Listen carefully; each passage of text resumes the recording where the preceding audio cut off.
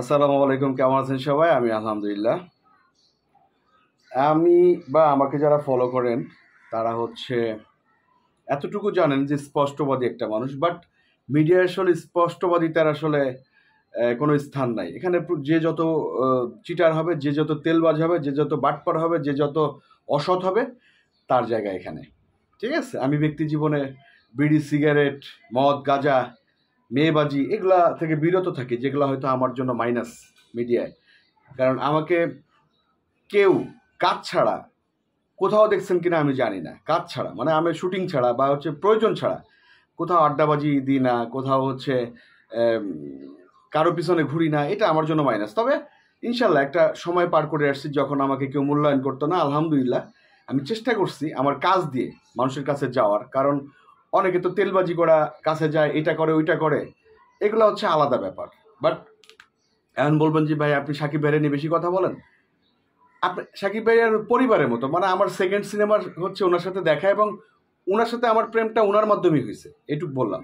সাকিব ভাই বা মিশা ভাইয়ের সাথে আমার প্রেমটা ওনাদের মাধ্যমে হয়েছে। কারণ আপনারা বিহাইন্ড দ্য সিন বলে দিই, যখন সাকিব ভাই তো আমার ঠিকভাবে চিনেই না, তো বসগিরি করতে গেলাম, তো পিছনে দাঁড়ায় কি জানি একটা শর্ট দিচ্ছে, তো আমার হঠাৎ করে বলছে তুই তো ভালো, তখন তুমি করে বলতো তুমি তো ভালো অ্যাক্টিং করো, তুমি তো ভালো অ্যাক্টিং করো, 3বার বলছে ভাইয়া। আমি লজ্জা পাইছি, আমি কিচ্ছু বলি নাই। দেন অনেকক্ষণ পরে আমি বলছি ভাইয়া থ্যাঙ্কস, হাইসা দিচ্ছি এতক্ষণ পরে। ভাই হজম করতে একটু কষ্ট হয়েছে, আপনি ওই যে ইয়ার অফিসের উপরের দিকে শুটিংটা হচ্ছিল, ল্যাবের এফডিসি। এর পরের দিন সকালে দেখি যে ভাইয়াকে নিয়ে আমাকে নিয়ে একটা স্টোরি প্রথম আলোতে, তো এগুলো ভালোবাসা। এরপরে সকালবেলায় ভাইয়ার সাথে দেখা, ভাইয়া বললো যে এই এক 50,000 টাকার মিষ্টি নিয়ে, এটা আলাদা ব্যাপার, মানে প্রেমটা ওনার মাধ্যমে হয়েছে। তো পরিবার, এই জন্য আমি প্রশংসা করি। আর আমি যে খোলামেলা কথা বলি, আমি পারতপক্ষে কাউকে নিয়ে কখনোই কখনোই ব্যক্তিগত আক্রমণ করি না। যখন একদম রুটি রুজিতে আঘাত করে, রুটি রুজিতে মানে একদম দেওয়ালে পিঠ থেকে যায়, তখন কথা বলি। এই মানে ইদানিং একটা ব্যাপার দেখতেছেন, এইটা আমি কথা বলতাম না, যেহেতু উনি ভাইয়ের ব্যাপারে ব্যাখ্যা দিছে, এই জন্য বললাম। নাহলে আমি পারতপক্ষে কখনোই কারো নিয়ে আলোচনা সমালোচনা করি না, কারণ এটা আমার কাজ না। পিছনে কথা বলি না, স্পষ্ট কথা বলি, এই জন্য মানুষ আমাকে পছন্দ করে। হয়তোবা কিছু মানুষের তো বিরাগ ভাজন হবো, যে কথা বলতে চাই অনেক কথা বলে ফেললাম। সেটা হলো রাফি ভাইয়ের তাণ্ডব। এখন দেখেন, রাফি ভাইকে নিয়ে অনেকে অনেকভাবে কথা বলতেছে। আমি তাকে একজন ভালো ডিরেক্টর হিসেবে জানি।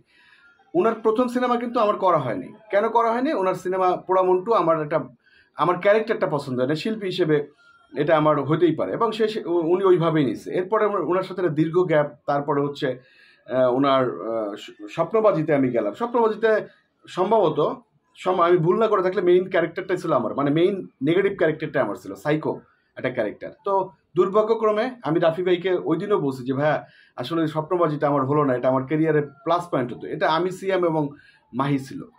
তো যাক, হয় নাই। এরপরে কেন জানি হয় না। তুফানের সময় কিন্তু ওনার সাথে আমার দীর্ঘ আলাপ হয়েছে, কিন্তু কেন জানি হয় না, আমি জানি না এটা হয় নাই কেন, আমি আসলে জানি না। হওয়া উচিত ছিল, বাট তাণ্ডবে আমি জানি না হবে কি না। বাট পজিটিভ, আমি যেহেতু মেডিটেশন করা একটা ছেলে কোয়ান্টাম থেকে, তো আমি পজিটিভ যে ইনশাল্লাহ ভালো অপশনই হবে। তো যে জিনিসটা বলতে চাই, রায়হান রাফির ব্যাপারে বলতে চাই, উনি একজন গুণী নির্মাতা, কিন্তু এই ব্যাপারে কিন্তু কোনো সন্দেহ নাই। কারণ গুণী নির্মাতা না হলে এতগুলা হিট সুপার হিট সিনেমা দিতে পারতো না। পোড়ামন্টু, পরাণ, বা ওনার ওটিটি কন্টেন্ট বলেন, বা আরও যে সব সাবজেক্ট আছে। তুফানের কথা বাদ দিলাম, তুফান বাদ না, তুফানের কথা একটু বলতেই হয়। তুফানটা এমনভাবে রায়হান রাফি করছে, আপনাদের মনে হয়েছে না যে শাকিব খানকে এইভাবে কখনো দেখছেন? কেজিএফ এর মতো বা অন্যরকম দেখছেন না, মানে পাগলাটে দেখছেন না? আমি বিশ্বাস করেন, এরপর থেকে মানে রাফি ভাইয়ের প্রতি আমার শ্রদ্ধাটা বেড়ে গেল, যে মানুষের ভিতরের টোনটা না উনি ধরতে পারে, টোনটা ধরতে পারে। তো তাণ্ডবের ব্যাপারে যারা জানতে চাইছিলেন বলি, তাণ্ডব তুফানের থেকে 4 গুণ বেটার হবে তাণ্ডব। কারণ তুফানে যেমন একটা টুইস্ট ছিল না চঞ্চল চৌধুরী, আমি কিন্তু স্পয়লার দিচ্ছি না, মানে কোনো গোমর ফাঁস করবো না, কারণ এটা আমি কখনোই করি না। তুফানে যেমন চঞ্চল চৌধুরী এনে একটা ক্যামিও দিছিল, আমি শুধু বলি তাণ্ডবে মিনিমাম 3-4টা ক্যামিও থাকবে, 3-4 জনের। কারণ আমি নিতে চাই না, 3-4টা ক্যামিও থাকবে। এটা আমি আমি অন্য অনেকে কিভাবে জানি না, বাট আমি এটা অ্যাপ্রিসিয়েট করি। কারণ কি, ইন্ডাস্ট্রি সবাই এক থাকলে না, মনে করেন আমার এই একটা হাত, শক্তি যতটা, এই 2টা হাত কিন্তু শক্তি আরও বেশি। তো যদি 4টা হাত আসে আরও শক্তি। অন্য অনেকে হয়তো নেগেটিভভাবে নিবে, বাট তুফানের থেকে তাণ্ডব 4টা অপশন বাড়তেছে, 3-4টা অপশন বাড়তেছে, এবং সব খুব শক্ত শক্ত কিছু বাড়তেছে, যেটা ইন্ডাস্ট্রি বলতে পারেন কয়েকজন মানে বড় বড় সেলিব্রিটি একসাথে হচ্ছে তুফানে, তাণ্ডবে। তো এইটা হলে আমার মনে হয় তাণ্ডবের জন্য ভালো ভাই, তাণ্ডবের জন্য ভালো। অনেক আলোচনা হবে, অনেক সমালোচনা হবে, বাট আমি কিন্তু ফেভারে, রায়হান রাফির ফেভারে। কারণ কি, ইন্ডাস্ট্রি সবার এক হওয়া উচিত, এক হওয়া উচিত। এক হইলে না ইন্ডাস্ট্রি আগে যাবে। কিভাবে তুফানটাই মানে মেগা হিট হয়েছিল, আর এইখানে এক চঞ্চল চৌধুরী ছিল, এখানে যদি আরও 2-3টা বড় বড় নাম থাকে, তাহলে কিন্তু এই সিনেমা ব্লকবাস্টার না হওয়ার কোনো কারণই নেই, ব্লকবাস্টার না হওয়ার কোনো কারণ নেই। অর্থাৎ চাপ নেওয়ার দরকার নেই, তাণ্ডবের সাথে থাকেন, তাণ্ডব তুফানকে ক্রস করবে, শুধু এইটুক বললাম, শুধু এইটুক বললাম। আমার জন্য দোয়া করেন, আমার সুস্থতার জন্য দোয়া করেন। আমি সারা জীবন একটা জিনিসে বিশ্বাসী, বাঁচতে হলে বাঘের মতো বাঁচতে হবে, ইঁদুর বিড়ালের মতো বেঁচে লাভ নাই। এই জন্য এই মিডিয়া লাইনে আসা, যে অ্যাটলিস্ট আমি মারা গেলেও যেন মানে জাতীয় গণমাধ্যমে আমার খবর আসে। 1000 কোটি টাকা আছে, ইঁদুরের মতো মরলাম, ইঁদুরের মতো কবরে চলে গেলাম, এই জীবন চাই না। এটা চাইলে অনেক আগেই চাইতাম। কারণ আমার আব্বা ওই রকম, ওই হাউস বিল্ডিং ফাইন্যান্সে যখন জব করতো ইয়াতে মানে করাচিতে, তো আমার দাদা